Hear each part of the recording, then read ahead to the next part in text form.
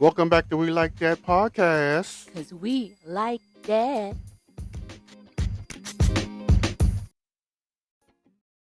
I'm Joe. And I'm Calvin. Welcome back to We Like That podcast. Because we like that. How was your week? Just like every other week, All I try right. to take over the world. Okay. Moving on to That Happened with Joe. That happened with Joe. Apparently, TLC is going to up the ante with their latest Unexpected series, which I was unaware of. It's about a bunch of teenagers who have babies. Yes. They're now going to include a storyline that involves a 13-year-old. But what's making waves on the internet is the fact that this kid actually consummated a child with somebody when he was actually 12. He'll be 13 when the child is born. Alarming. Not really. Okay. The only reason is because the parents.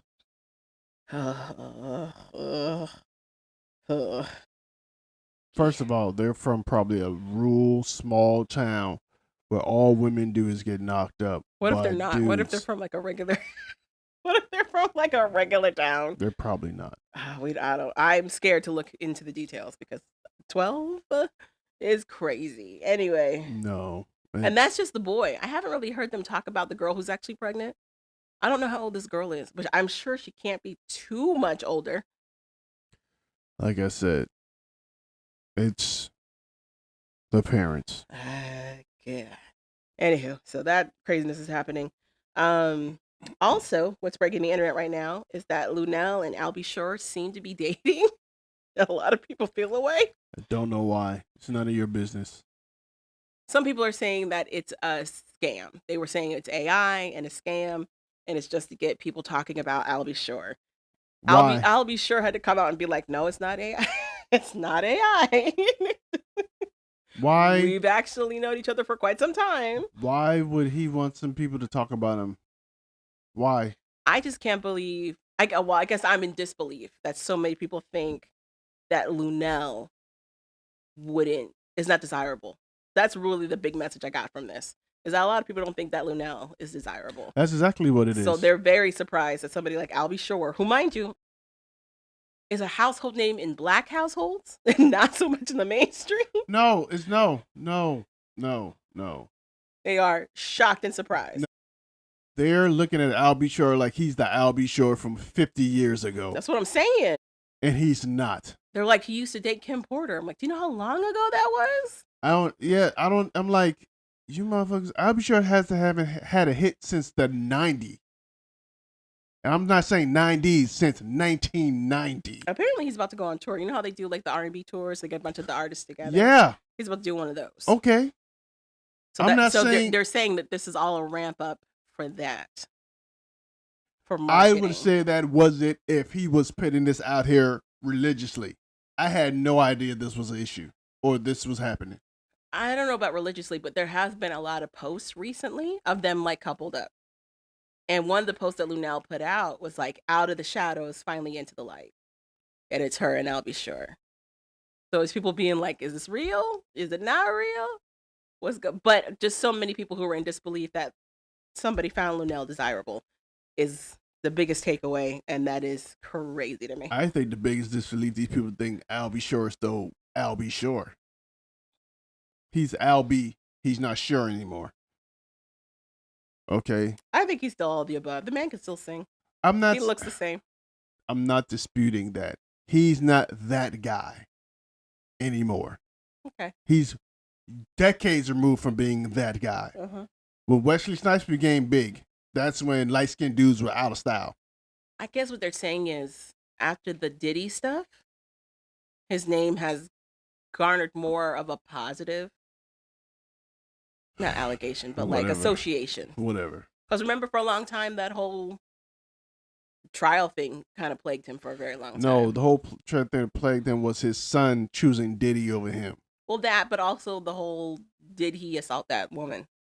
So, first of all, they didn't even think it was, they thought it was him, but they got him mixed up with Christopher Williams, I think. Which is like his cousin, right? I don't even know if they're related. Oh, I thought they were cousins. Oh, they were the two biggest light-skinned singers at the time. Okay. They both are on, I think, the same record label, if I'm not mistaken. The difference is Al B. Shore has a deep talking voice, but he has a high singing voice. Where are you going with this? And Christopher Williams had a deeper singing voice. Christopher Williams sound more like Teddy Pendergrass. Why are we talking about Christopher Williams? Because you said they mixed him up with Al B. Shore. I did not say that at all. You said that. Sure. All I said was there's been a kinder connotation with Al B. Shore's name than there has been in a long time for him. Whatever. Anywho, yeah, I don't understand why they thinking him and Lunel can't be together. Okay. You said his name is Christopher Williams? Yes. He was in New Jack City? Yes. He's from that New Jack Swing era, too. I think he was on the same the record label, too. Mm-hmm. I think they both on the same record label. Maybe they weren't, but they were out the same time. They are cousins. They're related? Okay, cool. So they mistaken each other. He got mistaken for, I guess Christopher Williams got accused of sexual assault or something crazy. And they mistaken him for Al B. Shore. And Al B. Shore took the brunt of it because they thought he was Al B. Shore. So, yeah. So they're cousins. Cool. But yeah. Good for Lunel. Yeah, good for you, girl. Good for Al B. Shore. I hope y'all are happy and blessed. All right, moving on. Half the motherfuckers talking about her 3 times uglier than her. I don't understand it. But yeah. She's also a good time. I'm confused. Anyhow. She's a cool person. Yeah, she's a fun time. Yeah. It's not like you'd be bored. So anyway. Confused. On to the shows we watched. We are going to be recapping A Killer Among Friends. Episode 2 of season 1 is called Your Smiles and Your Lies. Whatever. And we also watched the latest episode of Love During Lockup. During Lockup. What? You're going to bring us into Killer Among Friends? No? Killer Amongst Friends. That's all. You want to recap? You want me to recap? You can recap. It pretty much takes place in Hartford, Wisconsin. Okay. Okay. It's about a bunch of kids who were the classes of like 2002 or 2012 and 2014, around that time frame. The show makes it look like Blockbuster was around and old-timey computers from the 90s were there. That's what threw me off. Because I'm like, you're making it look this like the early 90s. Blockbuster being around is wild. So, but it's 2012. Unless you're saying this was not 2002. Unless you're saying this is the last time they got rid of the last ever Blockbuster. No, maybe. Because it was weird. Anyway, the people involved, the names that get thrown out are Ian, Jackie, Dan, Jesse, Amelia, Kelly, Hazel, Natalie. All these people are friends. Ian, Jackie, Jesse, Dan, Amelia, all know each other from high school. Kelly. They all kind of know each other from high school. Jackie and Ian are actually siblings. Jackie is the sister. Ian's her brother. Ian's her older brother. And he was dating her best friend, Amelia. You know what that means? Means what? Ian was the oldest in their friend group. Okay. Everybody else was the same classes. So he was 19 dating a 15-year-old? That's what you're trying to tell me? 2-year difference. 17-year-old? I don't even know. 18 I'm wondering if he was in school. Like if it was his senior year, he was being a sophomore. Whatever. So back to, around that time frame, none of that was weird. But now that I'm older, anyway. It's still not weird. An 18-year-old dating a 14-year-old? 14. I think it's a 2-year difference. I don't think she's 16. I'm just saying senior and sophomore is a little weird. As an adult. When I was a kid in school, that wasn't weird at all. No, it's But not. now that I'm older, it's weird to me. It's still not weird. It's 18, 16. Yeah, that's a difference. If you're in... No. If you're still in high school, no. If you're out of high school, which is what I'm saying. And what I've been saying, now that I'm out of high school, it's weird. When I was in school, it was fine. If you're 18 out of high school and you're going back to high school to date a 16-year-old, then it could be like, eh. But if you're still in high school at 18 and she's 16. You realize 18-year-olds can deal with statutory rape charges for being with somebody who's 16. Sure. Okay. Anywho. That's whatever. Anywho. Most of these people have grown up together, essentially, is the gist of it. They've either all grown up together, gone to school, or they've become friends through the local arts community center. It's called Shower Arts and Activity Center, which kind of hosts a lot of theater. And a lot of these kids are theater kids. They like to collaborate on music, and they like to talk theater. So I guess they all were in production. Some of them were in production of Fiddler on the Roof or something. Yes. So summer of 2013 is the production of Fiddler on the Roof. That's being out there. Jessie is the star. She's the fiddler on the roof. She's the fiddler. Okay. So what we see is that basically they're all having a good time. They do different events together. They go to Summerfest, like these little music festivals or whatever that happen around the area. And they're especially excited about the after party, the cast parties, after doing a production of Fiddler on the Roof. One day after one of those parties, which falls into around July of 2013, people notice they can't get a hold of Jessie. Jackie, who is driving, I guess she just happens to be driving down the road that Jessie's on, notices that there's a lot of cop activity outside her friend's house, which alerts her to call her bestie, Amelia, who then alerts Jackie's older brother, Ian, that, hey, something's going on at Jessie's house. Have you heard from her? What's going on? Ian tries to reach out to Jessie. He's not hearing anything. It's starting to worry him. The other girls have been reaching out. They're not hearing anything.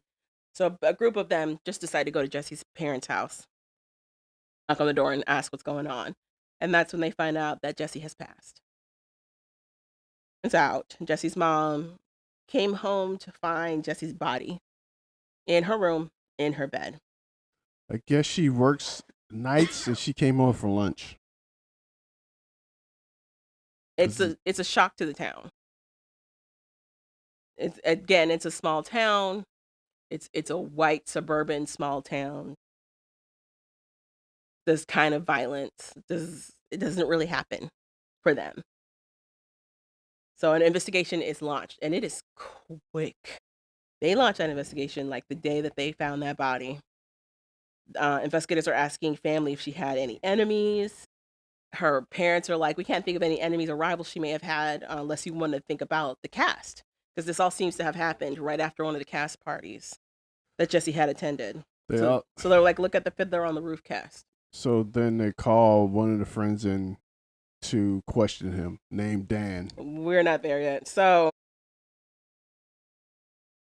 as everybody's getting questioned, people are just thinking it's all part of procedure. They're not thinking anything of it.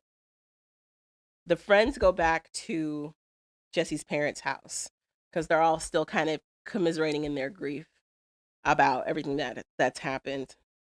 The friends got tipped off earlier when they somehow heard the police CVs and they heard different police codes related to homicide and rape.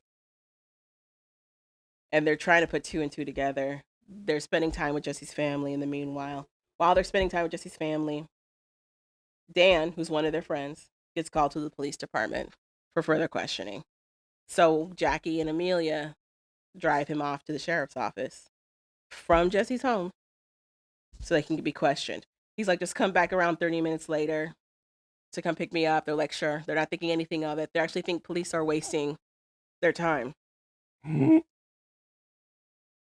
So they go, when they come back to pick him up, they're told they can't pick him up. He's being detained. Dan, they find out, is actually being questioned about another thing that happened in a park. What's the name of the park? You don't need to know the name of the park. Well, he's being questioned about an attack that happened to a female in the park. She was able to fight her attacker off and give the police a perfect exit sketch of what the person looked like. She said he had a blue van, Dodge van. They traced the Dodge van back to Dan, and they called him in to ask him about that. So they're asking him about that, and he's telling them, hey, I just was trying to scare her because I want her to be afraid like me, which made no sense. he says they said, what are you afraid of? He says, I'm afraid of life. And the picture that's really being painted is like after high school ended for Dan, he just had a really harsh coming to reality moment for himself. He's dropped out of college. They call it a quarter life crisis when you're out of that safety zone of being in high school and now you're like an adult. And it seems like Dan is alluding to really having a hard time dealing with that, essentially. So he says the reason he came after that woman in the park was because he was feeling fearful and he wanted her to feel fear, which is insane. So then at some point, police officer, I guess, asked him about the murder of Jesse. And he's like, I had nothing to do with it. What a blood. Right. He denies that he was associated with the homicide. Then at some point, I guess he gives them a detail about something that only the killer would know. Then the park. They decided, okay, we're going to go follow his footsteps in the park because we have cameras in the park. They got CCTV. Yeah. So they go see the footage. They actually follow his route to a garbage can. They go in the garbage can and pretty much find all evidence to Jesse's murder. They said they found a death kit in a cereal box, and in that death kit were various materials and what did he call them? Ligature, which is like ropes and gags and stuff. So they charge him with the murder of Jesse. So according to the People article, when he was being questioned about the park stuff and they started talking to him about Jesse, he said that he had heard that she was raped and murdered, but the rape detail was not known to those outside of the investigation, apparently. So that's what made them then look into him further and then look into the park. But what they didn't know is that they heard the 187 over there, whatever. Which also, how did they hear this at the diner? Easy. Some people have those whatever radios. CV? Yeah. But they said they were at the diner. So what could have happened was they could have heard, could have been a policeman at the diner and over the radio, because they have their radio turned up loud. They could have heard everything before they turned their radio down. Or they just let their radio be loud and they were like over 10-4 or whatever. So that's probably how they heard it. It was an interesting detail. So my thing, if Dan was there, him saying that wouldn't be out of the ordinary. But if Dan had a lawyer, his lawyer would be like, well, he heard it over the radio in the diner. But I'm also wondering, because he wasn't the first person they questioned. So they've been talking to a lot of her friends. He's the only one that brings up that detail. That probably was like, this is what happens. Why did you do that? This is what happens when you don't have a lawyer with you present when you're being questioned. Either way, if I listen to what's that dude's name? I don't know, her older brother. I don't know his name. Ian. If I listen to Ian, and Dan was with them, they knew about that being one of the scenarios that the police had put out there. They say the group that went to the house was Ian, Amelia, and Jackie. And then they say that was the three that went to the diner. They don't mention Dan. I don't know that means Dan was not there, but they don't mention him necessarily. But also, what? So anyway, the point is, Dan tells on himself. The police find evidence. Once again, they police link it to Dan. Don't solve anything. People tell on themselves. Well, they did have to find that death kit, which is what cemented it. I will give them one thing. They were diligent. They were quick. Yes. This was a 16-day investigation in total. they found her murderer. They found evidence to link him to the scene of the crime, and they put him away, like all in that same time frame. He was in a courtroom, Dan, and he's like, "I'm innocent." Just because I'm wearing shackles and an orange jumpsuit doesn't mean I'm guilty. According to Jackie, the judge goes, "That's right. Just because you're wearing an orange jumpsuit and shackles doesn't mean you're guilty, but DNA evidence does mean you're guilty." Bong bong. I don't know why there's two bongs. 2 gavels. There's only one gavel. But the point is the DNA material that they found on in that kit, it was all Jesse's, which is crazy. They don't go into the details of what exactly happened to Jesse, but apparently there's a 2020 episode that just aired that does do all of that. So if you really wanted to know, you could find out. After the aftermath of all of this is that honestly, these people are still grieving their friend and their daughter. Apparently, all of the friend group, the close knit friend group, kind of went their own ways. They kind of view Jesse as like the glue. Yeah, that kind of kept all of them together. Lead me believe they didn't like each other to begin with. No, sometimes it just happens. Sometimes you just grow apart. They didn't like each other. I don't know about that. Yep. But I also could see it being painful. It's gonna be painful regardless. It was crazy. But yeah, and that was your smiles and your lies. For me, I think the biggest shock for me was the mom finding her in her room, in her bed. That's crazy. I can't imagine being a mother, coming home, going to check on my daughter, who says that she's been home, and to find her like that in our home. That's crazy. Yes. Disturbing. But death is a part of life. God, Calvin, okay. But yeah, I can understand her. The shock, I'm not shocked by the shock. You're not expecting to find that when you go in your home. Especially for lunch. You think you can just get a BLT, call it a day, and go back to work. Mm-hmm. You have to find your daughter dead in her room. And it probably in the manner that you found her in, which was probably jacked up. They also really hyped up like her musical ability. Like they really hyped up her musical ability. Like it was very clear it was very important to her. She was writing songs, she was collaborating with friends and everything. You paid attention to it. I ignored it. I knew she wasn't that good. For the time period that this is in, it fits the aesthetics of like the scene, which I don't think you know what that is. I don't care. It was like another little subgenre of alternative music. Grunge? Kind of. Scene was like emo and alternative music mixed together. So it was songs about feelings, but with a slightly upper beated song kind of deal. And there was a lot of those types of artists out at this time. So the music made sense to me. And they really made it sound like she had a very promising creative career like ahead of her. And then it just kind of all ended. And she was only 19. Sounds like delusion to me. I don't know. She was actually doing something about it. You know what I mean? Like she was out there trying stuff, putting stuff out there. I don't know. Sure.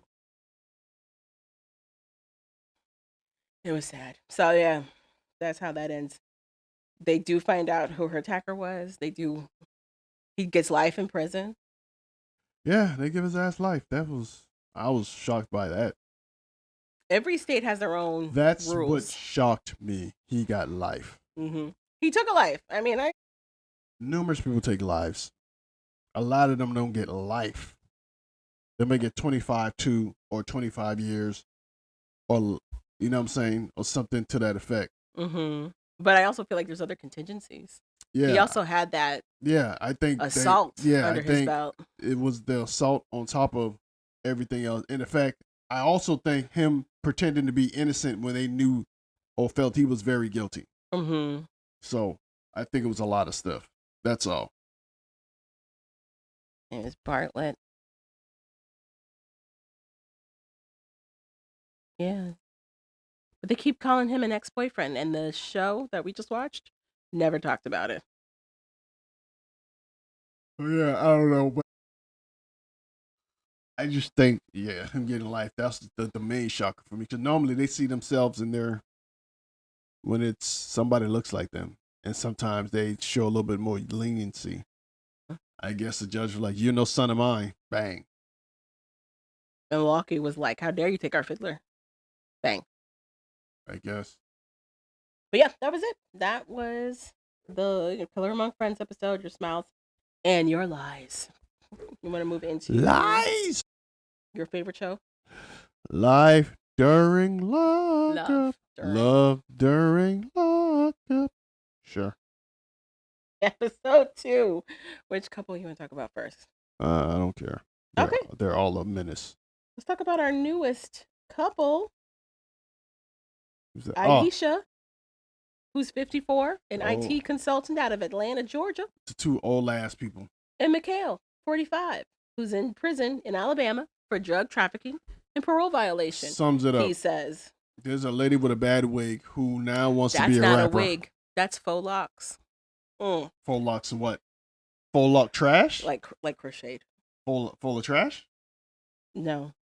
So Aisha trains doctors on new software implemented in their facilities. If she's doing software that I think she's doing, that's big money. Sure it is. I think it's for diagnostics, to take down doctors' notes. For the what's it called? The IE-10. She's making so much money. Now she want to be a rapper? Well, when you start making money and that's not a concern.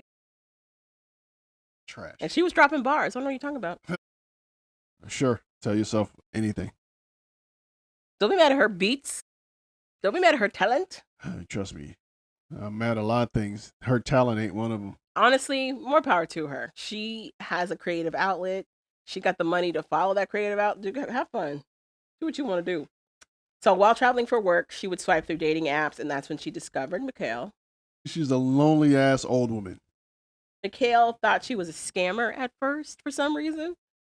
But then once he realized that she was real, make that make sense. He was like, well, I need to let her know that I'm incarcerated. And that didn't stop her. She still fell in love. Of course. Mikhail says he's been locked up since October of 2020 when he was picked up for fake stuff, he says. The show shows us that he was picked up for a parole violation and assault in the 3rd degree, but there's also mention of use and possession of drug paraphernalia, possession of marijuana in the 2nd degree, unlawful distribution and furnishing of a controlled substance, deep in the 3rd degree, trafficking cocaine, and an attempt to elude police. If you let him tell it, he was doing the same thing OJ was doing, trying to get back his stuff. I guess. But he hopes to be released on parole in the next 6 months. His friends they're trying to be supportive of her decision. But at the same time, trying to keep her grounded in reality that she really don't know this man. But like all of us, they know this is a dumbass decision.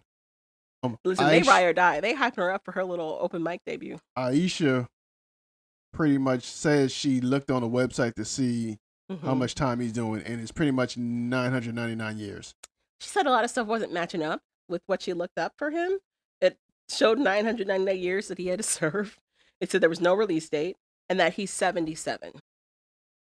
Which, from what he's told her, none of that is accurate. So she doesn't know if they mixed up two different people or even if what she found is necessarily his information. Her friend / producer Jay is really trying to hammer home to her that she don't know this man. That she's making plans to go visit in Alabama. No. Nor does she know the circumstances of Mikhail's actual jail time. Aisha calls up her daughter to kind of talk about the fact that she's about to travel to Alabama to see her man. According to Aisha, her daughter has no idea that Mikhail is in prison. Her daughter is, a corrections officer. No telling what her daughter's doing in correction facilities. She's like, I don't need my daughter's judgment on Mikhail, so she don't need to know right now. Like, if you know, okay. A lot of those correction facilities be doing the most. I don't know what that means. I don't know what that means. A lot of the women who work there are banging it in the inmates. And a lot of dudes who work as correction officers too are banging. If they're working with a female facility, they're banging a lot of the females too. Some of them are dating the men. That happens sometimes too. Yeah, that's what I'm saying. Yeah. What? Male correction officers are banging other men. Sometimes that happens too. You always got to bring it to the gay, huh? You just talked about female correction officers banging other females. No, I said we just had a story out of here of a female corrections officer who was banging one of her female inmates. I said and got fired. I said there were guys working in female correction facilities messing with the female inmates too. That's what I said. You took it gay. Interesting. Yes. Anywho, yes.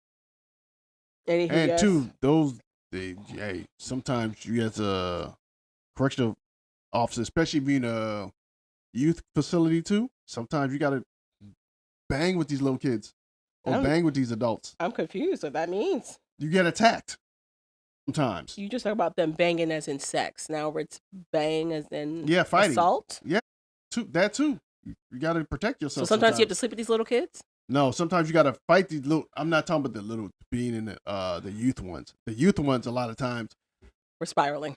They end up you have to put hands on them, and then the way you put hands on these kids because they try to try you or attack you, you get in trouble. Okay, moving on. I got a story about that, but that's for another time. Okay, Monique and Titus. Monique's sisters are coming over to meet Titus over the phone. Which what? Why? But they haven't been to Cleveland, which is where Monique is at, since the fight with her ex. She refers to Derek as her ex. She can't say his name because he has a restraining order against her. Yes. Since the fight.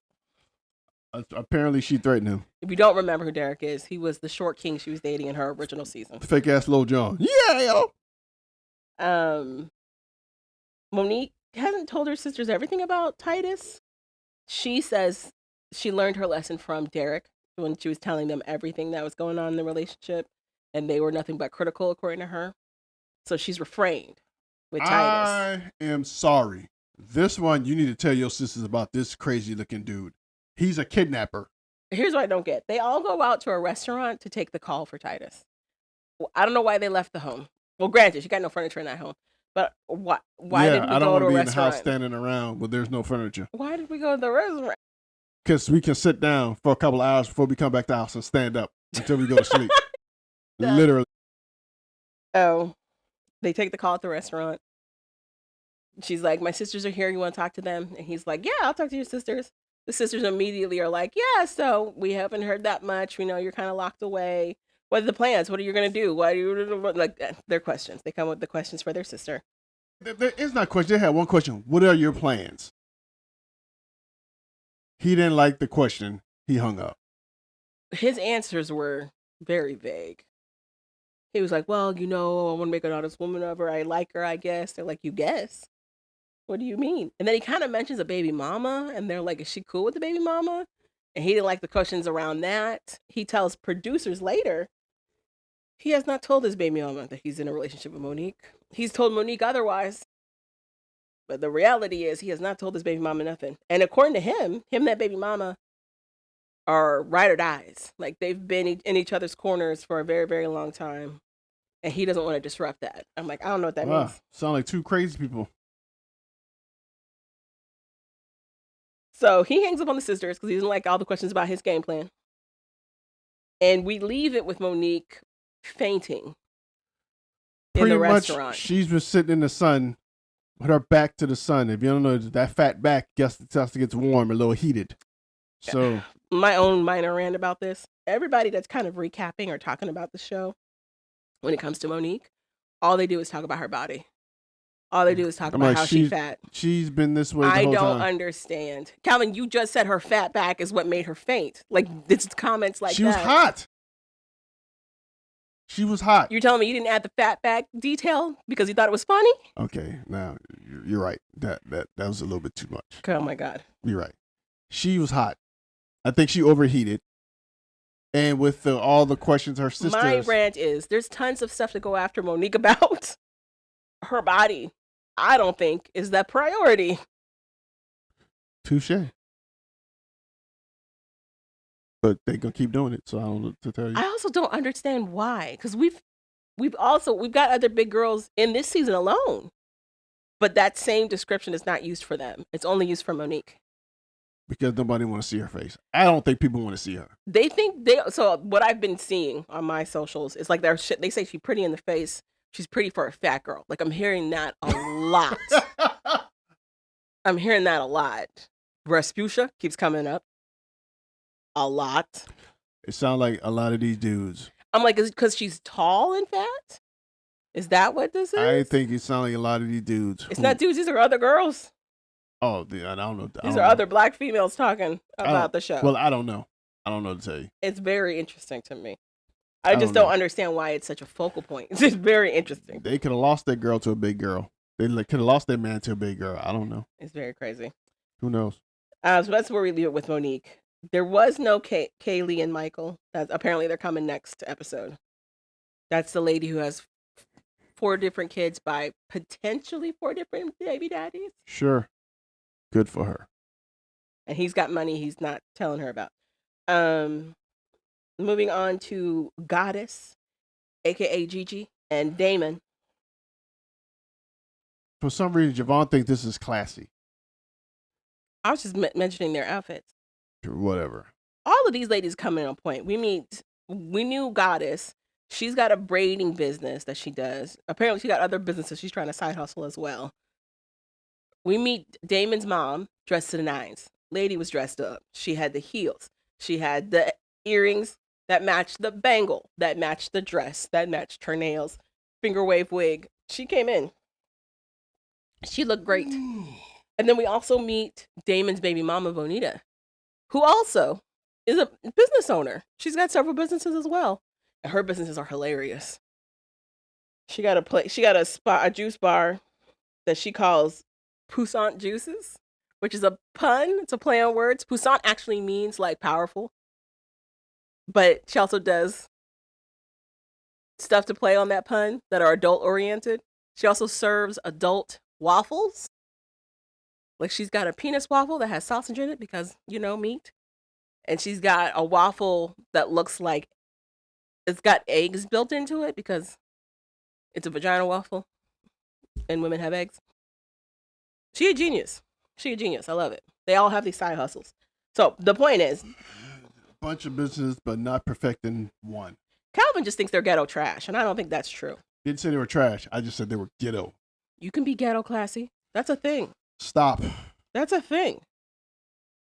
Rich, all that. Stop. I don't know why he wants to put our people down. So anyway. Okay, sure.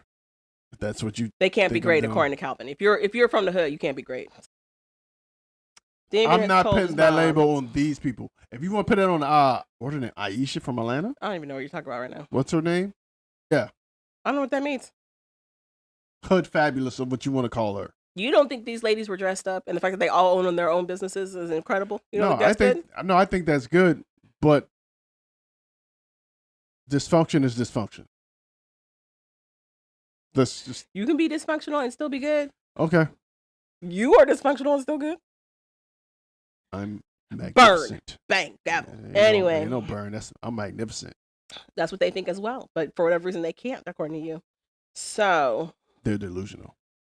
Goddess is meeting Damon's mom for the first time. Damon has instructed his mother that he needs her to do specific things.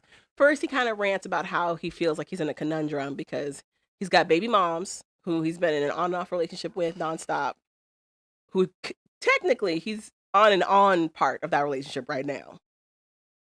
But he hasn't told that to Gigi, to Goddess. So he tells moms, I need you to tell Goddess that when I get out, I'm coming home to her.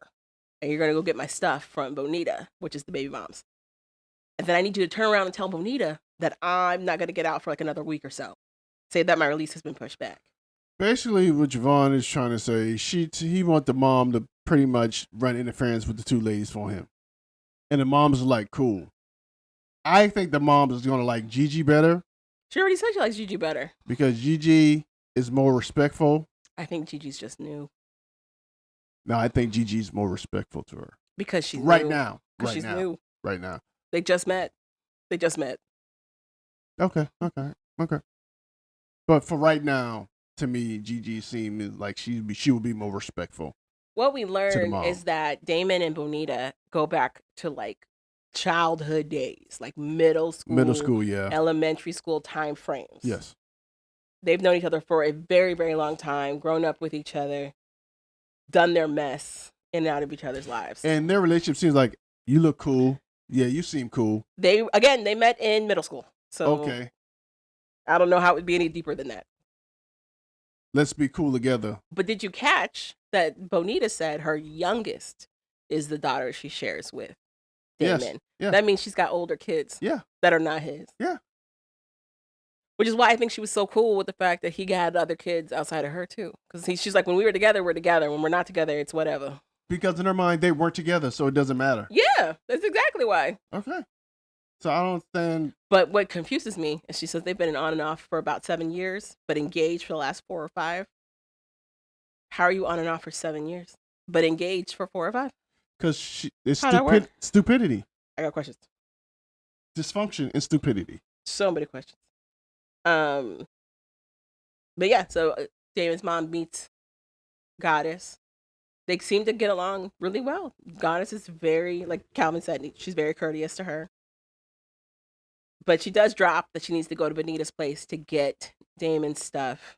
And she needs her to come help her move into Gigi's spot. And she might need her to come with her. Or she needs her to come with her. I guess that's what she was pretty much implying. And Gigi's like, I don't know why we got to meet any of these other bitches. And it's like, she has a child with that man. Anyway. No. His stuff is at her place. That is true. But also, she's going to have to meet Bonita at some point because his daughter is with her. So anyhow.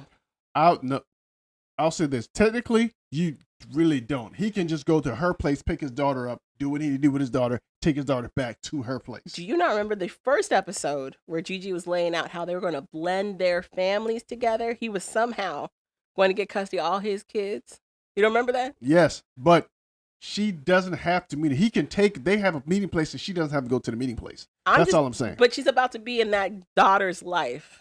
Yeah, that's about it. I find it hard to believe that the mother of that child is cool with never meeting the other woman that's going to be in her child's life so regularly. Yeah. Anywho. I'm not. It is a mess waiting to unfold. Yes, that doesn't mean she still has to meet her. She can just do everything through him. And he can be like, no, you don't have to meet her. They want the children to live at Gigi's place. I get what you're saying. The guy can take over that position, be like, you don't have to meet her. You meet me. I'm not gonna let her do anything to my daughter. And him and the mom can just fight that battle out. That's all I'm saying. But I'm saying that would never happen. There's no way a mom is going to let her daughter live somewhere and her not know where that is, or never be there. The reason that's not going to happen is because he's trying to have a threesome anyway. So that's why. It's crazy across the board. It's crazy across the board. So the other news that came out of that is that Gigi has been TikToking it up like no tomorrow. Really? Guess who's in her TikToks? Who? Bonita? No, Damon. Damon's all up in it and down in those TikToks, which has made people question their storyline. Oh. Like how big of a threat is Bonita? Or is Bonita just cool with everything and just want to push her business in the show?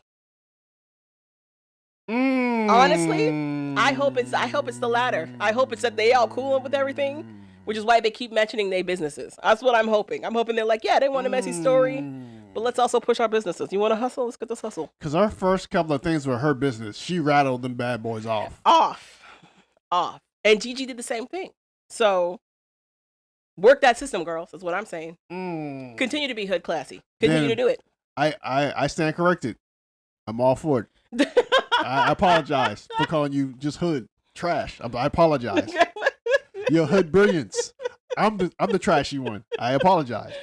I'm the dumb one that doesn't understand business and how to get your stuff, your brands and all that stuff. My bad.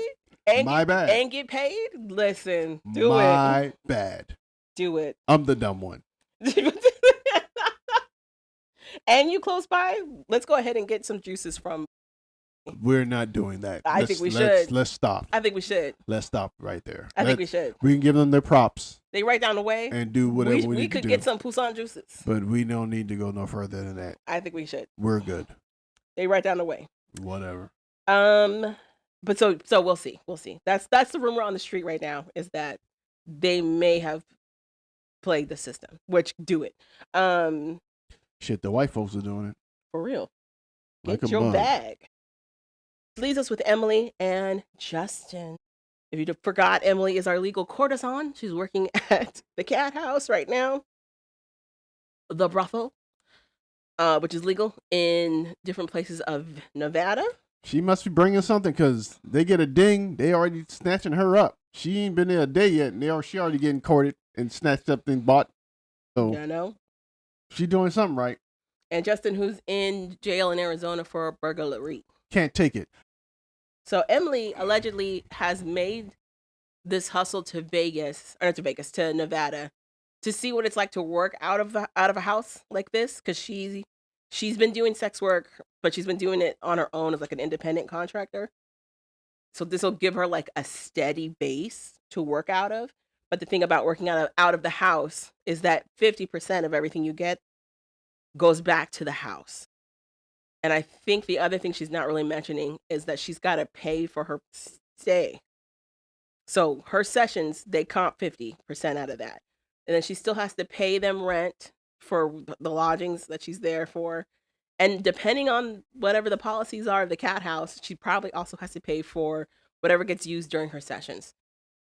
Whether that's condoms, lube, other paraphernalias that they use during the session, she might have to pay out of pocket for those too. It's very rare for you to make a lot of money working out of the house unless you have a lot of side hustles or regulars so that you can coop that money back. No way she gonna sit there and be like, this is better than what I was doing independently. Well, unless she wasn't getting no calls whatsoever, not that many. The other allure of working out of a house is the safety that comes with it, because they screen who's coming in, who's going out. So it's not so much you hoping under prayer this person's not crazy that you're about to go meet, because they got to come to you. So it comes with an element of safety.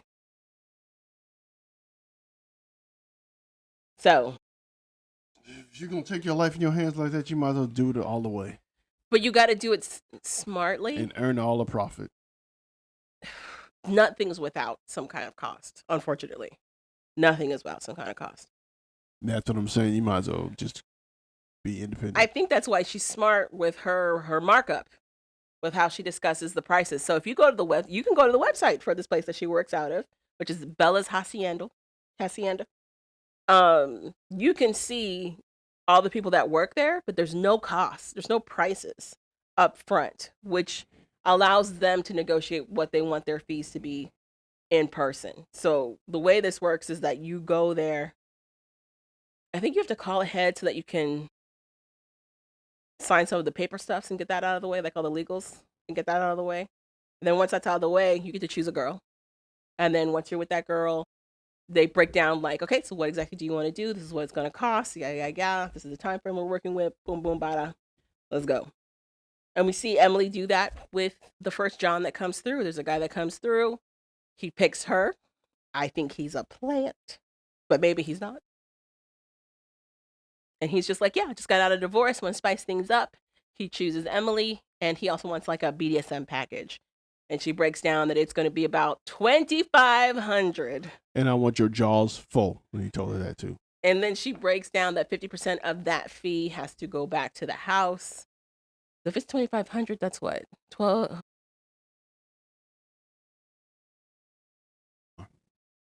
I feel like that's low. That's what she charged. I feel like that's low. Anyway. So she says, I want to make at least 1,000 in overhead. So she wants to make sure she gets at least 1,000 profit per hour for whatever these sessions are for herself, which is why she marks them up the way she marks them up. And honestly, that's how a lot of people do this to make it work. So he accepts it. In the middle of her having to be called down, he said to call down to the line to get chosen or whatever, Justin calls her. And you can see where it's going to start costing her money if Justin really can't get over the fact that she's a legal courtesan, because she's almost late to the line, which she could be penalized for. That's more money out of her pocket if she was late. And then when she's with her client and she leaves to go get some stuff so that they can do their session, he calls her again and she's almost late going back to her session. And he's upset that, she's in the middle of her work with a client. We get a standalone, kind of like confessional from one of her coworkers, who's basically like, in the line of business that we're in, it's not a relationship usually doesn't really last unless they're really understanding of the lifestyle that you're in for the work that we do.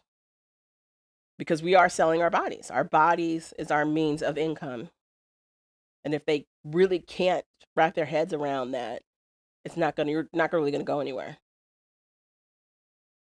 So we'll see. Writing's on the wall. Also, allegedly, spoiler, Oh, Justin might be dead. So this might not be that long of a talk. yeah. I don't begrudge her. It's his fault. She was upfront. She told him upfront, I'm a legal courtesan. You knew she sucked dick for a living, and you said okay. So at this point, it's not her. It's you, nigga. The other thing is sorry. he's also getting out later than anticipated. They thought he was getting out in like a couple of days, and now he may not be even getting out until like a year later. Apparently, he liked to throw hands and drink wine. Prison wine, which means he made it in a toilet. So yeah, he's feeling unrest with her being in the line of work that she's in, even though she told him up front what it was.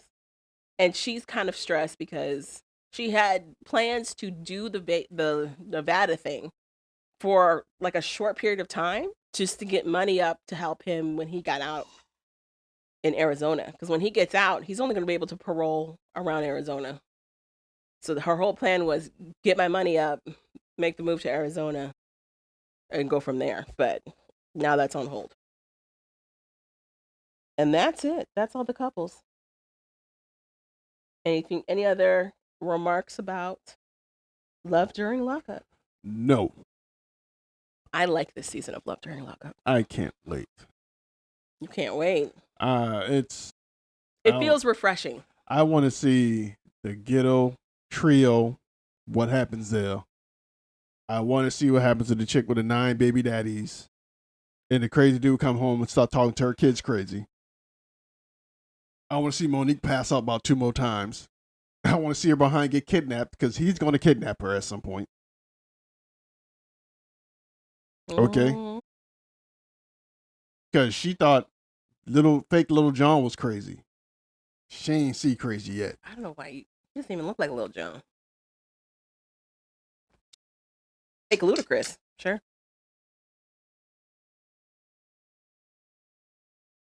What? And the brothel girl. Yeah. I think that's gonna be tragic. Well, so rumor on the street is that unfortunately Justin may have taken his own life while in prison, but it is rumor. So, well,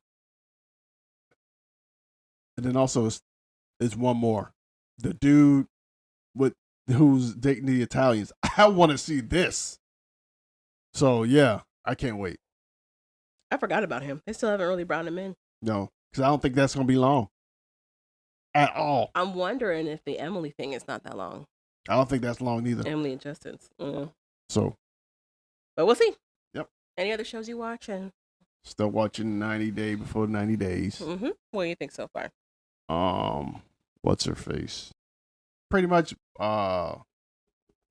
Berkman? Berkham? Who? Burkhan and, what's her face? I don't know. I want to call her Fatima. That's her name. The way he pretty much put her on blast and give her ultimatum is either me or your friend. And I'll give you a moment to choose. And I shall return. And walked off.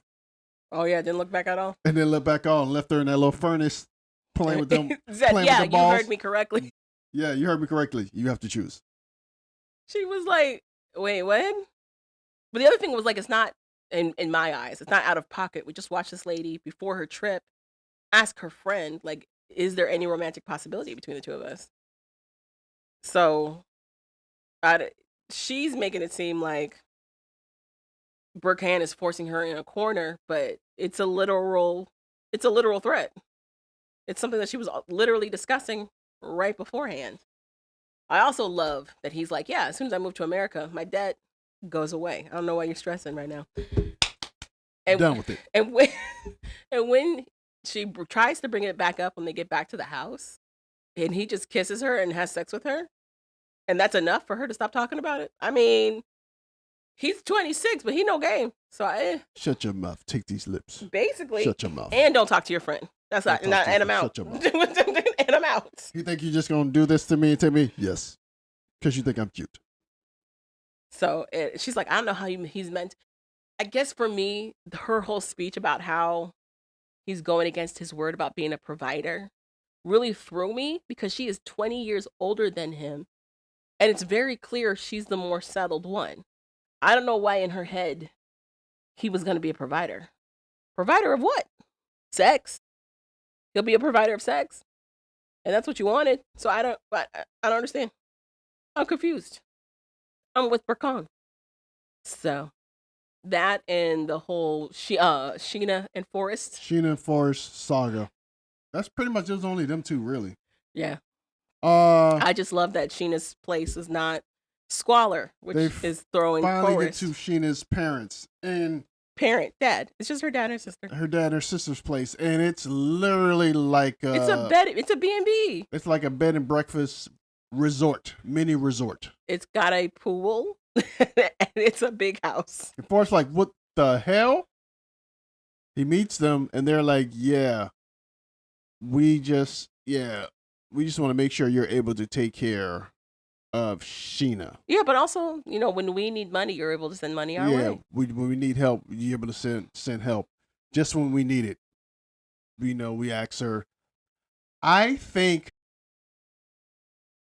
okay. Oh, like you said, there's a rumor that he met her parents a long time ago. Mm-hmm. And that they're just going through their emotions now. For story, right? For story. If that's true, these two special needs people are some of the greatest. They need to be in Hollywood. Actors. They need to be in Hollywood. They're wasting their talent on 90 Day. Wasting their talent. Because she can cry on a dime. On a dime. Yeah. Forrest kind of can too. But then we find some kind of disturbing stuff about Forrest. Yeah. So stuff that's coming out about with his public record is interesting. Like he's MAGA, which is not a shocker. But he also has a criminal history where he may have, according to alleged reports, falsely called cops on neighbors for loud disturbances when there really weren't loud disturbances. They're just in their apartments. But also maybe possibly assaulting a woman. It's like sexual assault, also on the record, which also might prohibit him from finding jobs. So there's that. Yeah. So I you know what? I'm gonna give her the benefit of the doubt. I think the same thing that happened to Forrest with the Thailand girl. Yeah. I think happened to her. She might have got catfish somewhere. And unlike Forrest, she was smarter about the situation this time and left some details out to see where that person was. I think when she finally met Forrest and Forrest came to whatever, she found out, we're the same speed. Yeah. So, okay, cool. But to me, I feel like she was dealing in partial truths or Jordan lies. But she was like, I do think her family wanted money to help with the upkeep of that B&B because that B&B is really big. I don't think they were like, give us your money. There's an aspect of Filipino culture, maybe for the bad, maybe for the good, who knows, where, I don't want to say bully, but to persuade you heavier, lay a lot of guilt. They're Catholic. There's a lot of guilt that gets laid about what you owe family and what you should do for family. So then technically, by the letter of law, she was technically kind of right. Right.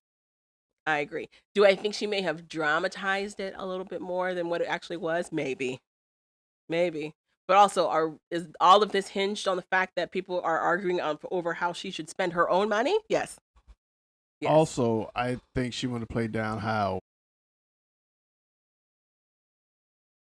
their living situation was. Honestly, I don't think she played it down too much. She just said they needed me to help with some home stuff, like some home renovations and stuff, which is a technical truth. So I think she knew Forrest was thinking squalor. I'm living in a hut, no power, I think that was just him. being racist. But Yes. but I Yes. think she also knew that and was like, I'm not gonna explain it. He'll just see it when he sees it. So they pretty much at the dinner. They were pretty much talking they had dinner. They pretty much had fruits and meats. The fruit is for dessert. It's to cleanse the palate. I don't know if you saw the rice that was also there. But yes, it's rice and meats. It's just And then some fruits for naked ass dessert. white rice, meats, and vegetable and fruits. Yeah. Because the meat is very seasoned. So You don't need the rice to be seasoned too. he pretty much talks to the dad. The dad pretty much kind of gives his blessing. Before With it's like some hesitation. before it's like I'm truly nervous because my mom's gonna be like, "What the hell?" And I think she can blow. I this like that we just glossed over that Forrest called himself as somebody who's not working, a jobless loser who's on disability. Like, that's not a primary concern. But Sheena lying about her parents, I guess, is the bigger concern. All of this is around Sheena's own money. So I'm confused. I'm further confused over what the fight is going to be about. I don't understand why you. Sure. Molly getting there and potentially popping off because what her racist mind thought was supposed to be here is not here. And then being like, really, Sheena? Your family's nice? Like, the dad said, yeah, we do rely on her for funds. We rely on her financially for some stuff. I'm scared to see how these white people about to act out in this Filipino household. So we'll see. I'm here for it. I want to see the train wreck. Oh gosh. And I want to see her dad and sister looking at each other like, what? And just speaking Tagalog to each other. What the These hell? white people crazy. What the hell you been telling these crazy howly people?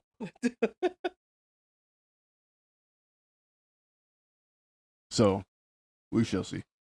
And looking at Forrest's stepdad like, you're one of us. Why are you here? What are you doing? Back us up, man. I'm not here.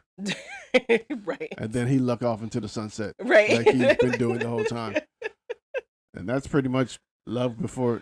Or no, 90 days. 90 days before the 90 days.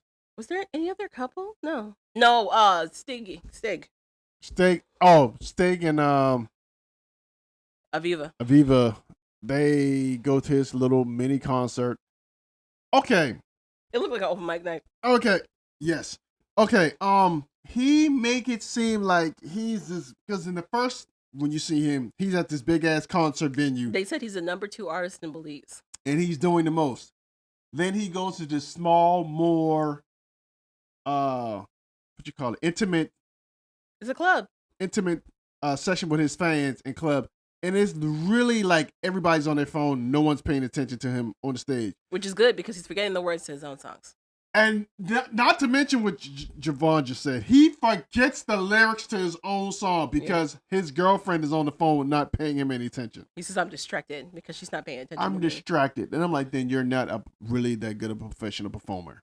And because what's getting me is the manager shooting darts like laser beams at Aviva because she's not paying attention. And it's like, you should have handled this, sir. You should have either had her sat with y'all. Or had her preoccupied with something. You didn't. It's on you. I blame the artist, Stig, and I ultimately blame the manager for knowing his artist and how his artist is and not doing anything to mitigate it. Right. To mitigate the situation. Like preparedness, sir. Or to stop this from happening. So especially after his warning to Aviva. Like exactly. So they get back to the hotel. Aviva's ready to make love or have sex. I don't know. I don't know where Calvin's getting this because she stretched on the bed. She would have done whatever. Okay. He messes it up because she's like, what's going on? She's sitting there smiling. She's like, hey, so. Just because she's smiling doesn't mean she's okay. I don't know if you remember their actual conversation because she's still upset about, one, he sang the song that was about the ex. To me, she's seen fine enough. I think you just, when she stretched out on the bed, you were like, oh, she's ready for sex. And No. that's all you focused on. I looked at her face. Her face was like she was okay. She was like, okay, so how are things? I thought everything went fine. That face is the same face she had when she was asking him questions about his ex, when she was telling him what the manager was telling her. Sure. Like, that's all the same face. Sure, whatever. I need you to listen to her actual words. Because while she's stretched out on that bed, supposedly ready for it, she's still talking to him about his ex and wanting to get more clarification. She's talking to him because his attitude was like... He was blaming her. He was blaming her for his poor performance. So now, in her mind, I don't blame her for getting defensive. Okay, but I don't know where you got she was ready for sex. I'm not saying... What I'm saying is... That's how rape happens. No, what he talked himself out of whatever could have happened. That's what I'm saying. In my opinion, I don't think he talked enough. I think he stopped talking, and that's why he did not get to do what he wanted. Because he was in his feelings because she didn't pay attention to his performance. It's quite clear he's in love with Stig. Aviva is a second afterthought. Aviva is an accessory for him, an aesthetic. She is slowly but surely picking this up, but very slowly. I don't think she's picking it up. She mentions that her aunt went to one of his concerts where he sang Vicky and allegedly left that concert with one of his fans. And it hit the news. And Stig's response is, believes news lies. That's what he says. The media here makes up stuff. Sir, what? Okay. Which, that can be true. Why isn't his answer, no, I did not do that, nor did I sleep with anyone? That wasn't his answer. His answer was, the media lies. Sure. I think he refuses to take accountability for any of his actions when she calls him out on it. He blames it on other things. Okay. Like constantly. But for whatever reason, this woman is still having relations with him with no protection. She's like, I don't know if I want to have a kid with somebody I can't trust. Girl, wrap it up. What you doing? Sure. So, yeah, I think he's too much in his feelings. And it is what it is.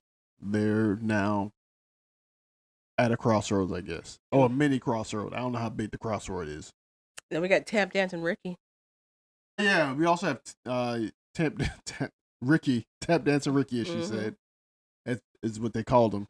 And God, what's her name? I don't know. But the girl from Madagascar. They go to a beautiful island. Ricky and it just disappeared. Called like Bay Nui. It is beautiful. There's a sandbar. The water is crystal clear blue. It's gorgeous. And Ricky is gross and terrible and picking fights every 2 seconds because he's like, she's trying to treat me like a sugar daddy. And she's like, I don't know what he's talking about. I mentioned there's a mall and I thought it'd be cute if he bought me something. And he's like, I just paid for your rent. Don't think that I'm going to pay for all kinds of things. And she's like, what are you saying? Ricky and Trisha. What are you talking about? Yeah. And I'm like, you keep ruining yourself, sir. Yeah, he's the worst. Your guilt is starting to get on everybody's nerves. He's like, in the past, other women have just seen me as a wallet. That was the past. There's a video of his wedding. They talk about how he was married before to a Nigerian woman. Yes. There's a video of their wedding out. He's still Tap Dancing Ricky. It's an elaborate wedding. It's a very fancy wedding. But if you know anything about Nigerian culture, their weddings are huge. Yeah. It's not small things. It's really big weddings. Yeah. But I think from his experience, he's like, for some reason, my first wife was led to believe that I had more money than I actually had. And it's like, well, how was she led to believe that, sir? You told her this? Like, how was she led to believe that you were richer than you were? And when she got to the stage, she wanted me to do everything for her. Yeah, because she can't do anything. She can't do anything. She's not a citizen. And still had 2 kids by this man. Anyway, so. But he's like carrying over all this baggage from previous relationships onto poor Trish, who's just like lost and confused. Also, there's that age difference because he's in his 50s, right? And she's in her 20s. Yes. He's 52. I think she's 20 something. It's probably like 26, 27. And she wants kids.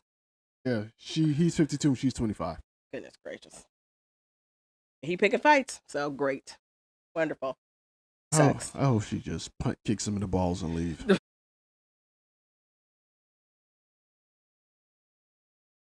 But at least we didn't see Javon and what's her face? And that's pretty much all for before the 90 days. Annalyn.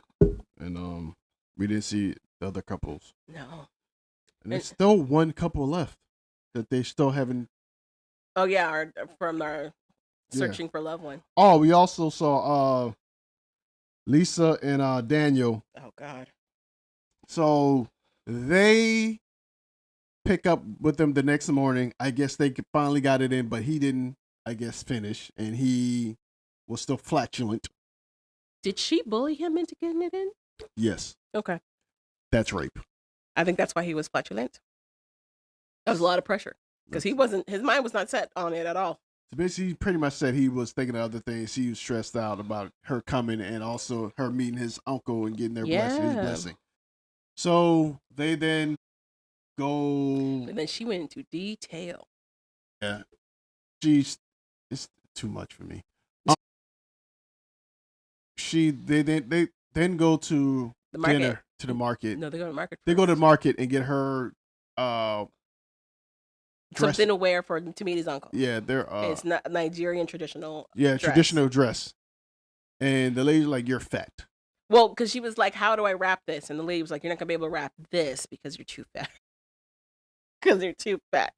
We'd have to talk to the tailor to figure out how to make it fit for you. She also shows her how they take like a swath of cloth to make a headdress, basically.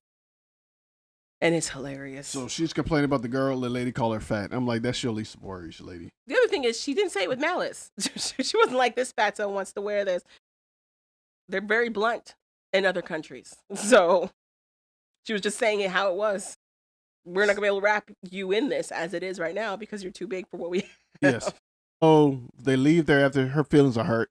Go to a restaurant. Because the ancestors told the lady to call her fat. The ancestors also told that lady to make sure she wore that hat. Because that hat looks so uncomfortable. Yeah, so they go to a restaurant. He goes there. She's eating I don't know. Fufu. Fufu.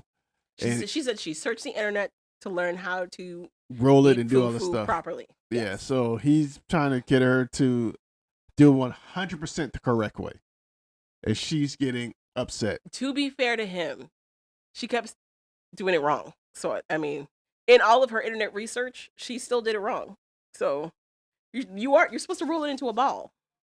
You're supposed to take a piece of it, roll it into a ball so that you can dip. And you're supposed to use your whole hand, and she's not used to eating with her hands. So she would literally dip it like a chip instead of like scoop it. So he was like, eat with your hands. Yeah, he's like, she's like, I don't want to eat the soup with my hands. He's like, you can eat the soup with hands. They then get traditional wine.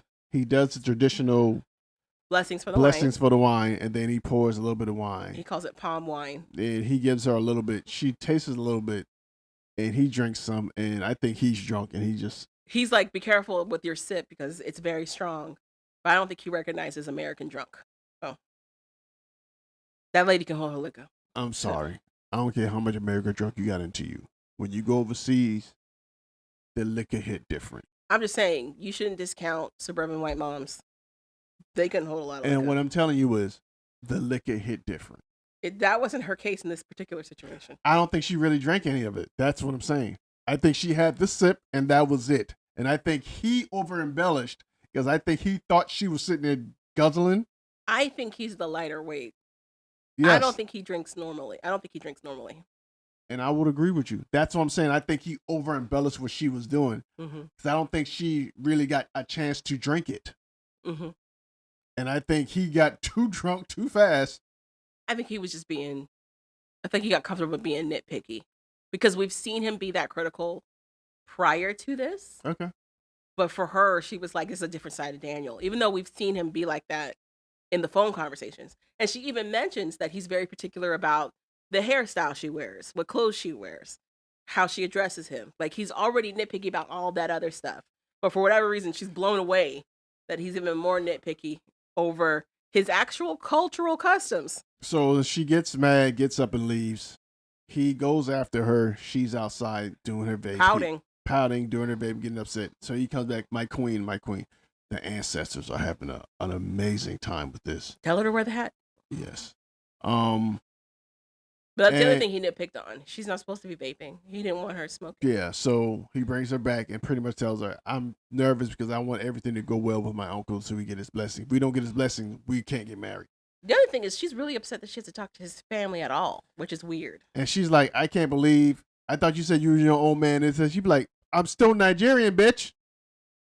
Right. She's like, well, I met them all at the airport. He's like, that's not really meeting them. That was like a drive-by. Hello. Yeah, he like, bitch, I still got to live here. And then she's like, well, are we still going to get married if they don't give us the blessing? And he was like, no. No. But I do have questions. So in a lot of Nigerian customs, there's a bride price. Is it go that way? I wonder if it goes that way for the grooms. I don't know. I don't know. I don't think so. Interesting. No one cares about men. But so does he have to pay a bride price for her? To who? To her daughter? Let's not get carried away. You said let's not go that far. Yeah, exactly. Well, we'll see. It's a train wreck, so we'll see. That's the only other couple, right? Yeah, and that's officially all of the couples for before the 90 days who were on the last episode. I've been watching Love Island All Stars, the UK version, and it is getting heated. They constantly comment on how the Black Love Island members are treated in America versus the UK. And a lot of the fans feel like the Black women in the UK episodes aren't being treated fairly at all. They're not seen as desirable. They don't get to have happy endings. They're usually the first ones to be the antagonists. That's because and get thrown out. It's not American. It's European. I agree. But I guess for the UK viewers, because Love Island USA has had successful seasons with Black women and other women of color where they actually have found love, they're like, why isn't it happening in the UK seasons at all? It's your guys' fault. It's very interesting conversation and discourse. I don't understand what they complain about. So you guys can change the narrative. So right now, there's a situation where there's this girl named Whitney that's on the show. She's this Black girl on the show. Her and this guy named Shaq, who's a Black guy on the show, have been getting into it. Shaq, for whatever reason, really goes after her hard. Like, he's very critical about what she has to say about him. Because he likes white women. But when white women also call him out on the same things, he treats it with like kid gloves. He's a lot more patient and understanding when having a discourse with them. But when he has a discourse with Whitney, he's like, bitch, get it together. So there's a lot of conversation around that right now. And then on top of that, Whitney just got dumped. So she was paired with this white guy. I think he's Irish. Who was like, he basically dumps her because he feels she's too dramatic, because she's not scared to speak up for herself. He feels like she's just too loud and dramatic. And it's like, it's interesting that she's loud and dramatic for sticking up for herself as a Black woman. But when it's one of the white girls that happen to do that, oh, they're just being self-positive. They just know their value. It's very interesting discourse that's happening right now. And we're only on episode 8, and they have like, I want to say like 20-something episodes total. I'm very interested to see where this is going to go. Or if she's going to be gone. If they're just going to vote her out the villa, because that's usually what they do. They usually don't last too long. So we'll see. That's the only other show I'm watching. Any other stuff you got going on? Nope. Any words of wisdom? Like what? Like what? I don't know. You got a motto? Drink 2 before 12? Drink 2 before 12. Live fast, die young. Sure. Bad girls do it well. I guess. I don't know. Maybe we should end it with like a quote from like a rapper. Then do you.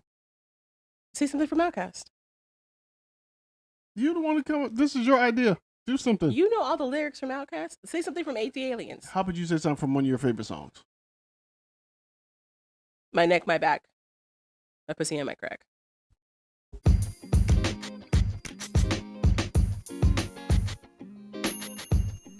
Thank you for listening to We Like That podcast. So we like that. Go ahead and click that subscribe button. You know you want to. And rate us 5 stars. I'm Javon. I'm Calvin. Later, people. And we're out.